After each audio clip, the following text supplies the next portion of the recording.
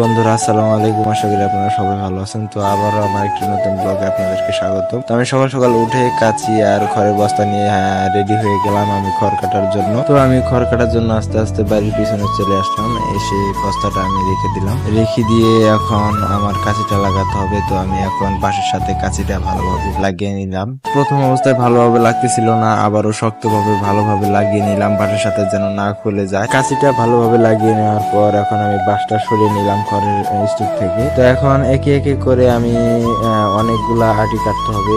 একটা একটা করে আটি কাটলে এগুলা অল্প সময়ে পূর্ণ ফুরিয়ে যায়। তো এখন বেশি করে আটি কাটতে হবে। তো আমি একবারে 7-8টা আটি নিয়ে নিলাম। তো আটিগুলো মাটির নিচে নামিয়ে নিয়ে এখন আমি বস্তাটা ভালোভাবে সেট করে নিচ্ছি। তো দেখতে পাচ্ছেন আমি বস্তাটা ভালোভাবে সেট করে নিলাম। তো নেওয়ার পর এখন খড়ের আটিগুলো ভালোভাবে কাটতে হবে। তো পরে আমি একটা খড়ের আটি হাতে নিলাম, হাতে নিয়ে এই আটিটা বাঁধা ছিল, তো এটা প্রথমে খুলে নিলাম। খুলে নিয়ে আমি এটা ভালো করে রেখে দিয়ে এক মুষ্টি পরিমাণ খড় নিয়ে ঝেঁকে নিলাম যাতে ময়লাগুলো না থাকে। তো ঝেঁকে নিয়ে আমি কাটা শুরু করে দিলাম। তো আস্তে আস্তে এক এক করে সবগুলো আটি আমি কাটা শেষ করলাম। তো অনেকগুলো আটি একসাথে নিয়েছিলাম, তো এগুলো কাটতে পারলাম না। এই যে 3-4টা আটি রয়ে গেল। তো এই খেরের আটিগুলো পুনরায় আবার রেখে দিলাম খেরের স্তূপে। তো এই যে একটা ছিল, এই একটা নিয়ে রেখে দিলাম খেরের স্তূপে। তো খড়গুলো সম্পূর্ণ কাটা শেষ। এবার কাঁচিটা আমি বাঁশের খুঁটিটা থেকে খুলে নিব।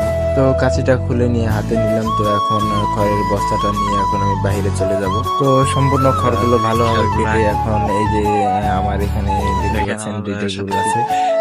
তো এখন দুইটা গরুকে কেটে দিব। এই যে দেখতে পাচ্ছেন দুইটা গরু এখানে, একটা আছে লাল আর একটা আছে কালো। তো এই দুইটাকে প্রতিদিন আমাকে খড় দিতে হয়। তো আজকে একে একে দুইটাকে খড় দিব। তো এই যে দেখতে পাচ্ছেন খড় এখানে রেখে দিয়েছি। তো এগুলাকে এখন বাইরে নিয়ে যাবো, নিয়ে গিয়ে এখন সবগুলা গরুকে একে একে সবগুলাকে খড় অল্প অল্প করে দিয়ে দিব। তো এই যে গরুগুলা দেখতে পাচ্ছেন লাল একটা কালো। তো এটা আমার অপেক্ষায় থাকে সব সময় যে আমি কখন ওদেরকে সকালবেলা এনে খড় দিব। তো দেখতে পাচ্ছেন খড়ের বস্তাটা নিয়ে আসার পরেই দেখেন কি কিরকম শুরু করে দিয়েছে, ছটফট করতেছে খাওয়ার জন্য। তখন আমি দেরি না করে তাদেরকে খাবার দেব এখন। তো ওই যে লাল পটটা দেখতেছেন, এই লাল পটটাতে আমি অল্প কিছু পরিমাণে এই বস্তা থেকে খড় তুলে নিয়ে এখন এখানে রেখে দিব। তো সত্যি বলতে কি আসলে খড়ের মধ্যে তেমন কোনো পুষ্টিগুণ থাকে না, এটা শুধু ক্ষুধার চাহিদা মিটিয়ে থাকে। তো আমি 2-3 মুঠ করে খ্যার এই লাল বালতিতে দিয়ে দিলাম। তো এই টুকিটা বুঝাই করে ফেললাম, বুঝাই করে এই গরুটাকে সামনে দিয়ে দিলাম। তো দেওয়া মাত্রই কিভাবে খাওয়া শুরু করে দিয়েছে দেখেন। তো এবার এই লালটা তারা, তো এই লালটা খুবই দুষ্টামি করে আমার সাথে, অনেক ফাজলামি করে, যদিও এটা শাহিওয়াল জাত, এগুলার জাত এইরকম হয়ে থাকে। তোকে বস্তার মধ্যে দেওয়া লাগবে। তো এই বস্তাটা আমি সাথে করে নিয়ে এখানে নিয়ে আসলাম।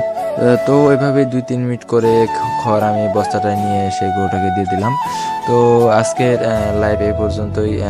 কোনো অনেক সময় আপনাদের দেখা হবে ইনশাল্লাহ। তো ধন্যবাদ সবাইকে।